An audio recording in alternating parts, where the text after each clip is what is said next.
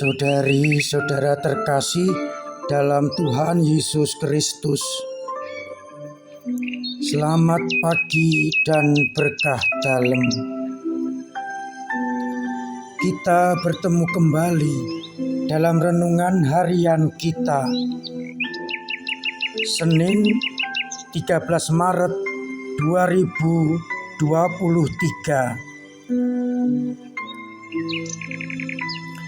Bahan bacaan untuk permenungan kita diambil dari kitab kedua Raja-Raja bab 5 ayat 1-15a. Bercerita mengenai kisah Naaman, perwira Syria yang sakit kusta.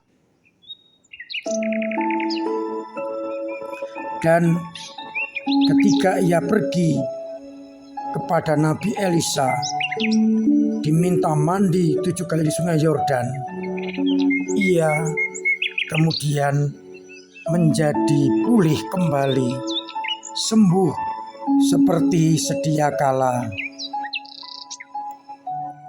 Sedangkan pada bacaan Injil, karena penolakan dan ketidakpercayaan orang-orang sebangsanya terhadap Yesus, maka Yesus menegaskan, sesungguhnya tidak ada nabi yang dihargai di tempat asalnya. Seperti Elia tidak menolong janda di Israel ketika langit tertutup selama 3 tahun dan 6 bulan dan bahaya kelaparan hebat menimpa negeri itu. Elisa diutus kepada seorang janda di Sarfat di tanah Sidon. Demikian pula Nabi Elisa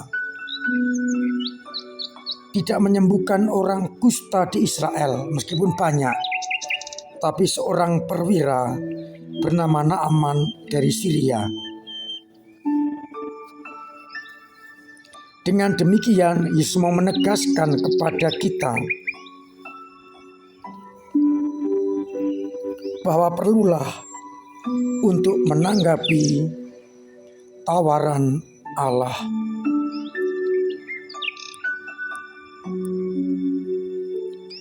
Saudari-saudaraku terkasih dalam Kristus, kita cermati kedua bacaan ini, bagaimana keselamatan yang ditawarkan kepada bangsa terpilih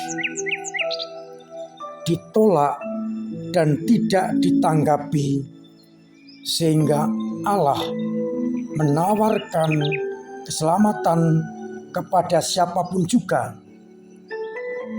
yang mau menanggapi dengan sikap yang benar.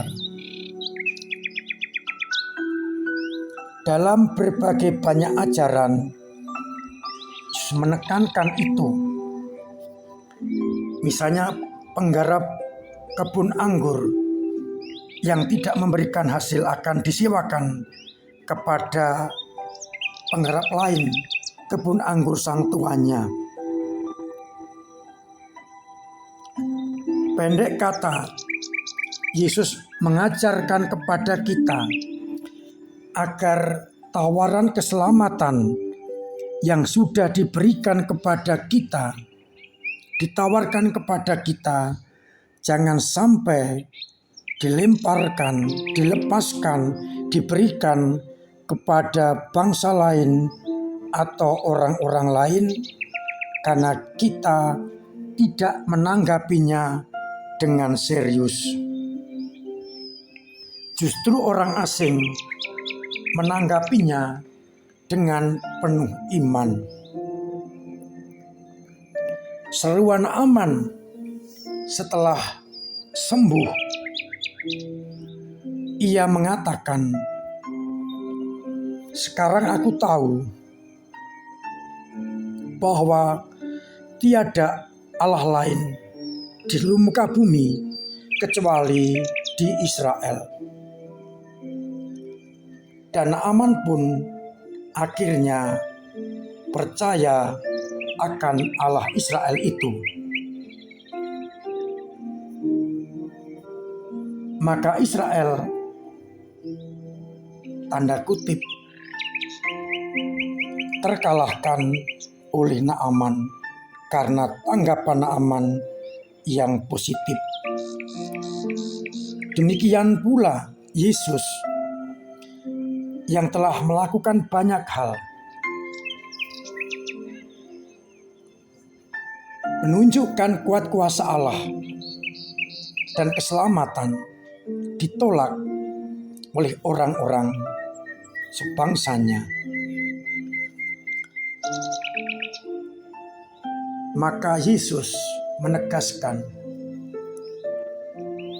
dalam perumpamaan di dalam kisah Naaman dan janda di Sarfat untuk mengkritik orang-orang yang jelas-jelas melihat, mengalami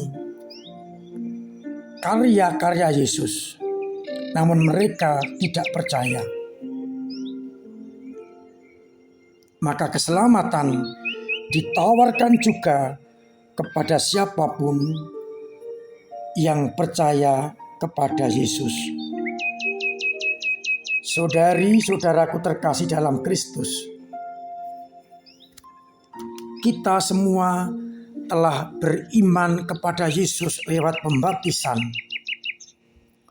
dan kepada mereka yang dibaptis dijanjikan keselamatan seperti kepada orang Israel. Pertanyaan dan persoalannya sama. Apakah kita benar-benar menghidupi, menjawab, mengamini tawaran itu dengan menerima Yesus seutuhnya dan tidak dikalahkan oleh dorongan-dorongan yang lain, sehingga kerajaan Allah tetap menjadi milik kita. Jangan sampai kita akhirnya tidak kebagian kerajaan Allah itu.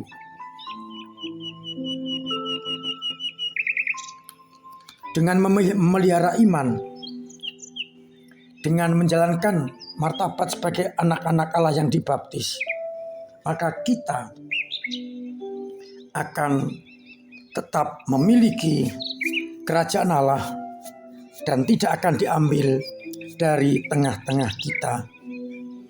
Semoga pengalaman Naaman dan janda di Sarfat memberikan kekuatan kepada kita untuk tetap berpegang teguh pada iman kita, dan sikap orang-orang dalam Injil yang tidak percaya kepada Yesus juga menjadi pelajaran bagi kita agar kita tetap setia sehingga kerajaan Allah tidak diambil dari tengah-tengah kita. Mari bersama-sama kita pelihara iman kita dengan hidup sesuai dengan martabat sebagai anak-anak dalam baptisan, agar akhirnya kita pun telah boleh tetap bersatu dengannya di dalam kerajaan surga. Tuhan memberkati kita sekalian. Amin.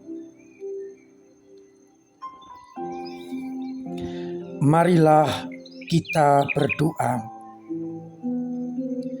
Bapa yang penuh kasih, kami bersyukur atas martabat pembaptisan sebagai anak-anak-Mu, sehingga kami boleh mendapat kesempatan untuk masuk dalam kerajaan-Mu. Kuatkan kami untuk bisa tetap mempertahankan martabat itu, meskipun tantangan, godaan ada di sekitar kami. Biarlah akhirnya banyak orang ambil bagian dalam kerajaan-Mu dan tetap mendapatkan keselamatan. Janganlah kami disilokan oleh hal duniawi yang dapat mengaburkan martabat sebagai anak-anak-Mu. Sembuhkanlah umat kami yang sakit.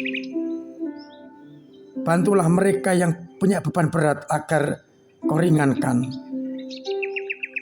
Uraikanlah persoalan-persoalan yang dihadapi umat-Mu, dan yang mengalami bencana banjir segera Engkau bebaskan. Maka dampingi kami, sertai kami dengan berkat-Mu sendiri, dalam nama Bapa dan Putra dan Roh Kudus.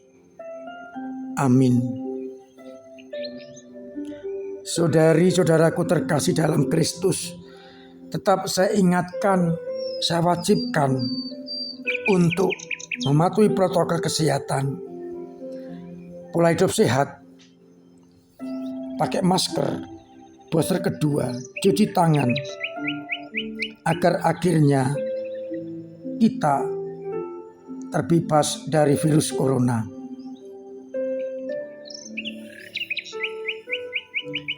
Saya tetap mengingatkan dan menganjurkan agar umat rajin untuk mengikuti jalan salib, mengikuti Ekaristi, mengikuti sanarsian APP, dan jangan lupa setiap hari memasukkan uang ke kota APP,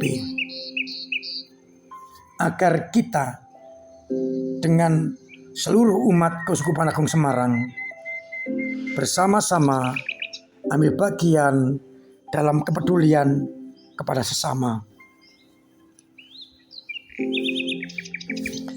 Terima kasih untuk segala daya upaya panjenengan di dalam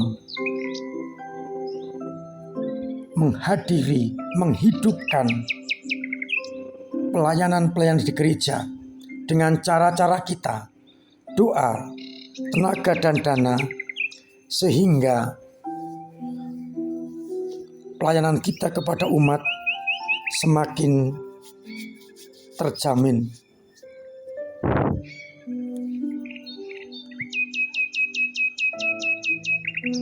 Sumbangan panjenengan lewat apapun juga berguna untuk pelayanan gereja, untuk pembangunan, dan untuk pastoral kita.